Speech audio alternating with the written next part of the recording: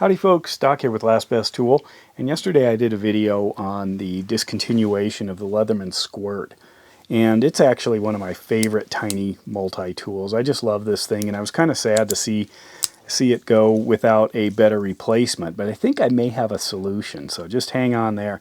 But anyway, in the comments there were a lot of suggestions, a lot of similar things. Some people are back to the Swiss Army knives, little tiny ones. I used to carry these all the time. I got thousands of miles all over the place with stuff like this. In fact, this particular one, if you look at this, it's Reichley ski boots. A lot of people ask about this when it's sitting in one of my videos. Look at that, the unofficial Olympic boot of 1988. So that's when I got it, is I was skiing with Reichley boots for Reichley. And here's one, Roman meal. You know, I have a lot of these commemorative ones. But anyway, I also found out the Juice has been discontinued, so that's not a viable option, except this is actually too large. This to me is the smallest of the full-size multi-tools. Other people are suggesting different kinds of Swiss Army knives. Anyway, this is a possibility here. This is the Leatherman Style. This one is the TSA approved one that doesn't have the knife in it, but they make, you know, other styles. It does have the scissors, so this is the PS for pliers and scissors version. Real nice design. I'm not as big a fan of this, but it's a good one. I do like the Skeletool, which this does appear to be a, you know, direct lineage. A lot of people don't like the Skeletool though, so kind of, I guess I'm one of the few maybe. I love it. I love the simplicity, good feel in the hand. It's got, you know, just the most used tools, period, and a great pair of pliers. And I tend to view a multi-tool through the lens of the plier, because otherwise I'd just assume carry a knife and pliers, which, as you can tell from my other EDC stuff, I often do.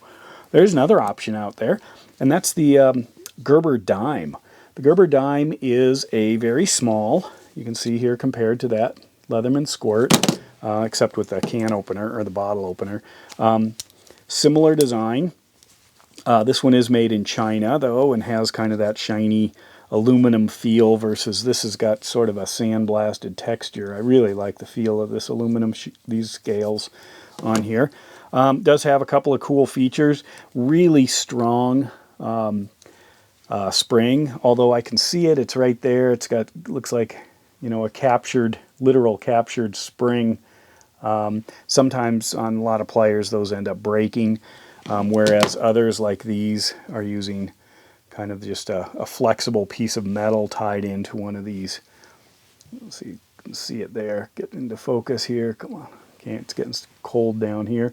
Right in there, it can have a you know, a little metal spring is basically that piece, just like a slip joint knife or something. And then they just attach a camming mechanism onto it right there. So it's probably a lot more durable. But anyway. So what does it have? Well, besides this bottle opener, and bottle openers seem to be kind of controversial. I had talked about that in another one of my videos, the O-Tool, I believe, from Olight. People said they haven't encountered a bottle that needed a bottle opener or a cap, you know, popper in quite a while. I'd say, you know, a lot of craft beers and craft-made bottled soft drinks don't use screw caps. They're still on the press on, but you can use it for other things, other kinds of opening of cans, etc. It's a pry bar basically. But anyway, what this has that's kind of cool is 21st century tool here, right there.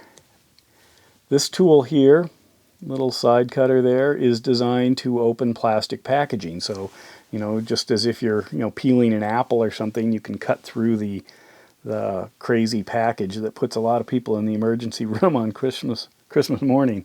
But anyway, so this is a possible option. It's not made quite as well. I can feel some differences, the alignment, etc. One thing I want to point out is the difference in these tips. So the way I'm going to do that, I've got one of the new O-Bulb Plus here. This is a new Olight product, really cool, but it's also a great light for doing this. So if you can see the way that grabs, that tip, this is the Gerber Dime here. So if that's what, you know, right up front, the idea behind these little ones, you're thinking slivers, ticks, you know, what do you want to do? Well, you need something right up front that's going to pull that out. So this allows you kind of to see how those mate or meet compared to, here is the Leatherman Style, a little bit different. Right up there, that is beautiful, that pinching tip. That to me is essential in a tool this size, where you're more likely to pull out a sliver than you are screw in a bolt. And then this one has one of my favorites. Check this out. Look at this. I mean, it's rock solid lock up right at the very tip top, plus a really nice lock, or almost lock all the way down. But you can see, look at that right there. It's like a pair of tweezers. So I'm glad that that Leatherman can do this. I just hope they can do it on another plier. You know, that's really good there. Compare that again to the dimes. You know, depending on the size of the sliver. How about a big ol' run? Here's the Skeletool.